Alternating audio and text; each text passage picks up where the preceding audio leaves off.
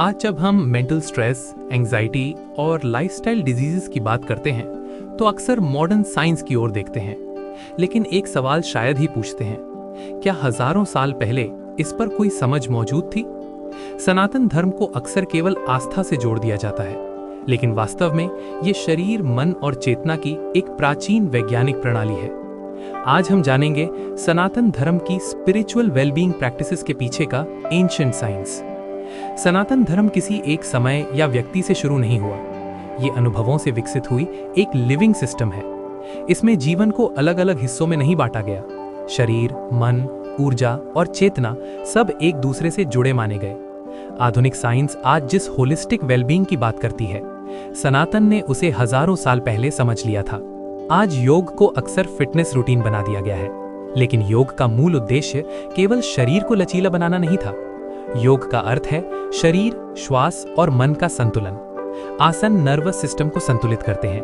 प्राणायाम श्वास और ऊर्जा प्रवाह को नियंत्रित करता है, और ये सब मिलकर मन को स्थिर बनाते हैं। ये कोई बिलीफ नहीं, ये शरीर की कार्य प्रणाली पर आधारित विज्ञान है। ध्यान को अक्सर केवल शांति से जोड़ दिया जाता है, लेकिन ध्यान मन को ऑब्जर्व करने की प्रक्रिया है। जब मन बार बार भटकता है तो स्ट्रेस बढ़ता है। ध्यान मन को एक ही बिंदु पर टिकना सिखाता है।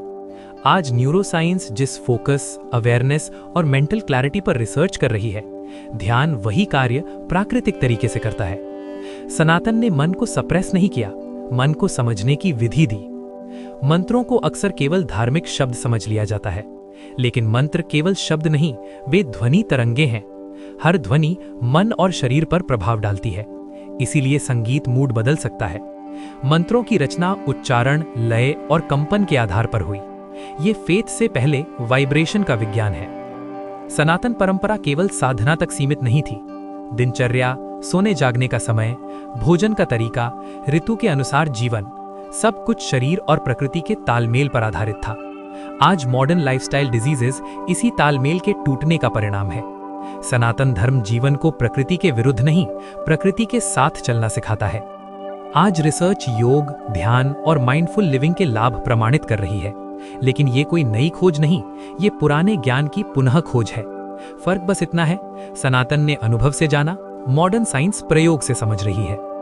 सनातन धर्म अंधविश्वास नहीं है और मॉडर्न साइंस का विरोध भी नहीं। ये जीवन को समझने की एक संतुलित, वैज्ञानिक और मानवीय दृष्टि है। अगर हम इसे आस्था और तर्क दोनों के साथ समझें, तो स्पिरिचुअल वेलबीइंग स्वतः जीवन का हिस्सा बन जाती है। अगर ये वीडियो आपको एक नई स्पष्टता देता है, तो लाइक करें, सब्सक्राइब करें और बियॉन्ड कर्मा सनातन मार्ग को फॉलो करें। सनातन पुराना नहीं, समय से परे है। धन्यवाद।